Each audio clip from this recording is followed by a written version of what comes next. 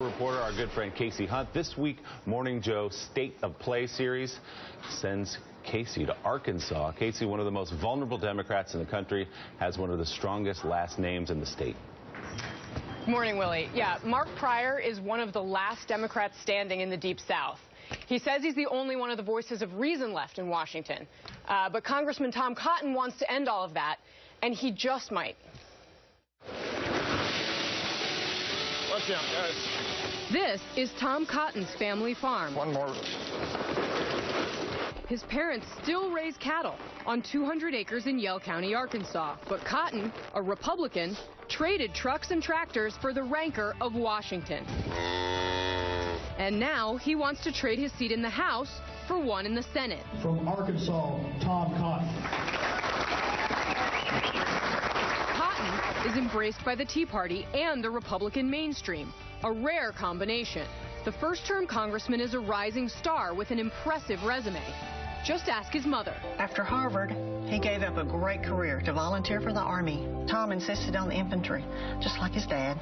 But his opponent, two-term Senator Mark Pryor, thinks Cotton is reaching too far, too fast. And when I look at Congressman Cotton's record, I don't see where he's passed a bill. I don't see where he's really accomplished anything in the House. And he seems to have run for the House just in order to run for the Senate. So how do you view his 2 tours of duty in Afghanistan and Iraq in the context of that? Hey, I have total respect for that. I appreciate that. I will never criticize anyone for serving our country, and I say thank you for that. But you don't see it as a qualification to become a senator? No, there's a lot of people in the Senate that didn't serve in the military. In the Senate, we have all kinds of different people, all kinds of different folks that have come from all kinds of different backgrounds, and I think that's part of this sense of entitlement that he gives off, is that almost it's like, I serve my country, therefore let me to the Senate. That's not how it works in Arkansas. Cotton disagrees, saying his military service should matter to voters. And I think some of the lessons I learned in the Army, some of the traits and the values that the Army displays, we need more of in Washington, D.C. Now, some people say the president lied when he said if you like your plan, you can keep it. Just like Mark Pryor said, if you like your plan, you can keep it. Healthcare has taken center stage, with Cotton linking Pryor to the botched Obamacare rollout. But Pryor is punching back with a series of kitchen table ads on Cotton's voting record in Congress. It says here Cotton voted in Congress to change Medicare into a voucher system. And Cotton was the only member of the Arkansas delegation to vote against the Farm Bill, which hasn't gone unnoticed in this agricultural state. Still, he has one big advantage over his Democratic opponent. President Obama has been the biggest gift the Republican Party of Arkansas could have ever asked for. His unpopularity, his disconnect from the state has been so enormous. As a Democrat, Pryor is part of an endangered species in the South, but he comes from a powerful political family. His father was governor and senator. How are your parents? They're great. They're just doing great. Pryor says he's focused on getting Washington working and protecting the federal programs that help seniors and the poor. We have over 500,000 people in our state that are 65 and over. For the vast majority of them, all they have is Medicare and Social Security. That's it. That's what they have. I'm always going to protect that. President Obama has yet to visit Arkansas since taking office, and that seems to be just fine with Mark Pryor. I'm not going to invite anyone in from out of state to campaign for me, but if President Obama did decide to come to Arkansas, I would love to take him to rural Arkansas to show him that a lot of the policies that you see coming out of the Beltway just really don't make sense in rural America. Pryor points out that he's one of the most bipartisan members of Congress, and he did break with the president more than any other Democratic senator last year. But it still might not be enough for him to hang on to his seat. Casey, another great report. We love this series, and it is remarkable how much the President of the United States will play at the center of not just that race, but races across the country this fall. It really is, Willie, and it's just palpable when you're actually in the state Obama just elicits this reaction that is extraordinarily negative. And, you know, there are billboards around the state basically saying that a vote for a Democrat is a vote for Obama. And that's a really enormous swing from a state where, you know, Democrats have basically ruled the roost for almost a century.